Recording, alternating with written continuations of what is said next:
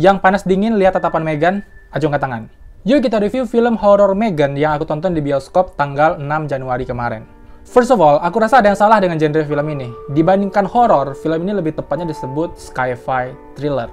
Film ini berkisah tentang Katie, seorang anak yang baru aja mengalami kecelakaan dan membuat dua orang tuanya meninggal dunia. Hal ini membuat Katie sebatang kara dan terpaksa harus hidup dengan tantenya yang bernama Gemma.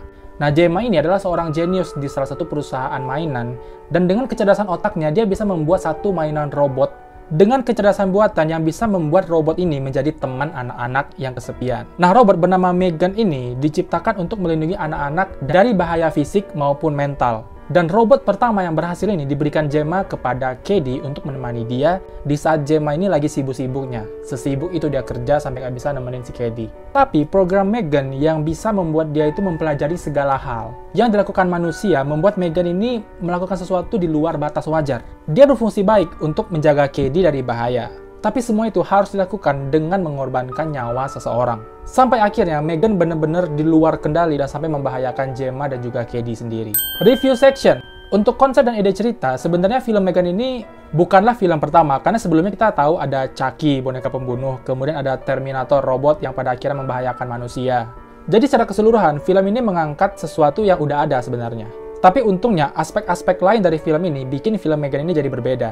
Untuk plot sebenarnya juga standar aja, mengalir gitu aja, enjoyable sih. Walaupun nggak ada plot twist di film ini. Padahal aku berharap di film ini ada plot twist yang bikin film ini beda dengan film-film sebelumnya yang memiliki konsep yang sama. Ternyata nggak. Nah, sensasi inilah yang bikin film ini berbeda dari film-film dengan genre yang sama sebelumnya. Karena film ini berhasil membawa vibes disturbing untuk aku, khususnya si karakter Megan. Melihat sosok Megan yang duduk, terdiam, berdiri, terdiam, dan itu cukup bikin aku terganggu. Dan adegan yang paling memorable dari film Megan ini adalah di klimaks cerita ketika tubuh Megan udah setengah rusak dan dia di kegelapan rumah dengan lampu yang kelap-kelip, dia berjalan dengan tubuh yang terpatah-patah. Itu asli bikin aku agak merinding sih. Untuk jumpscare nggak terlalu banyak, tapi beberapa ada yang berhasil bikin kaget. Untuk acting, ya not bad, semuanya sesuai dengan porsinya. Tapi aku paling suka acting Katie, apalagi ketika dia itu jadi bad girl yang ngamuk-ngamuk karena dia nggak bisa bertemu dengan Megan. Itu emosinya dapet, berhasil bikin aku pengen nonjok mukanya karena memang semenyebalkan itu anaknya. Dan ini poin yang pengen banyak aku bahas, yaitu pesan moral dari film ini. Aku suka banget pesan moral dari film ini tentang peran orang dewasa seperti orang tua atau kakak terhadap anak atau adik.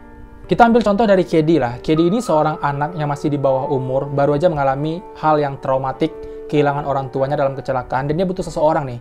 Seseorang yang mengerti dia, yang mau bicara dengan dia hati ke hati. Tapi dia nggak mendapatkan itu, bahkan dari Gemma sendiri. Dia justru mendapatkan semua perhatian itu dari Megan, seorang robot mainan. Yang akhirnya membuat Katie ini nggak butuh manusia hidup lagi, salah satunya Gemma. Karena semua yang dia butuhkan ada pada Megan. Teman yang mendengarkan curhatnya dan bisa menenangkan dirinya. Teman bermain yang selalu ada. Teman yang selalu membahas orang-orang yang jahat pada Katie. Dan pesan ini dengan jelas tersampaikan oleh temannya si Gemma, si Tess, yang mengatakan kalau kamu melakukan ini terus pada Katie, menyodorkan mainan seseorang yang bukan manusia, Katie bisa kehilangan simpati kepada makhluk-makhluk lainnya. Dan menurut aku, para orang tua harus nonton film ini, biar lebih tahu aja apa yang dibutuhkan oleh anak-anak kita.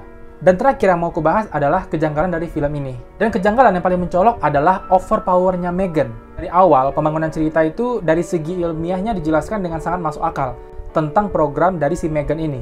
Dia mampu dengan cepat mempelajari apa yang dilakukan oleh manusia. Tapi, untuk adegan melenyapkan nyawa orang lain seperti yang dia lakukan kepada semua korban, kayak menyemprotkan water jet, menggunakan mesin penembak paku, mencabut telinga manusia sampai putus, melenyapkan nyawa David dan siapa tuh yang di lift, aku nggak tahu namanya, dan mereka berdua dihabisi dengan pisau pemotong kertas. Nah, kalau memang program Megan ini hanya mempelajari apa yang dilakukan manusia lewat sebuah record, gimana caranya dia bisa tahu cara melenyapkan nyawa seseorang kalau dia belum pernah melihatnya? Dan lagi tentang klimaks cerita ketika Megan kembali ke rumah Gemma untuk mengejar Gemma dan Katie. Di sana terlihat kalau dia ini bisa mematikan lampu rumah itu. Nah, aku nggak tahu konsep keseluruhan dari AI kayak gimana. Apakah memang dia bisa melakukan atau mengendalikan sesuatu di luar dirinya? Karena kan yang diprogram ini si Megan. Program itu ada di otak Megan. Kenapa dia bisa mempengaruhi lingkungan sekitarnya gitu? Kayak matiin lampu di rumah si Gemma itu gimana sih konsepnya? Kayak gimana ya, overpower Megan ini udah luar dari program yang seharusnya bisa dilakukan. Oke, pada intinya film Megan ini adalah film yang oke untuk ditonton. Nggak jelek, tapi nggak se-wow itu juga. Keluar bioskop ya oke, good movie. Tapi habis itu ya kita sibuk dengan aktivitas masing-masing.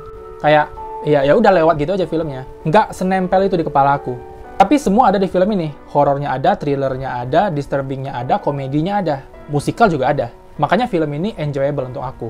Dan harusnya sosok Megan ini bisa menjadi villain horor pendatang baru di dunia perfilman. Oke, itu review aku tentang film Megan. Untuk teman-teman yang belum nonton, coba apakah kalian tertarik untuk nonton di bioskop? Dan untuk teman-teman yang udah nonton, gimana pendapat kalian tentang film Megan? Coba komen di kolom komentar.